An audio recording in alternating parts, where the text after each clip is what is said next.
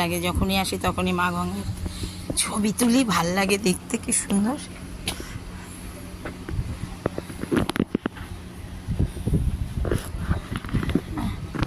খুব ভাল লাগে, যখনই আসি তখনই মা গঙ্গার ছবি তুলি।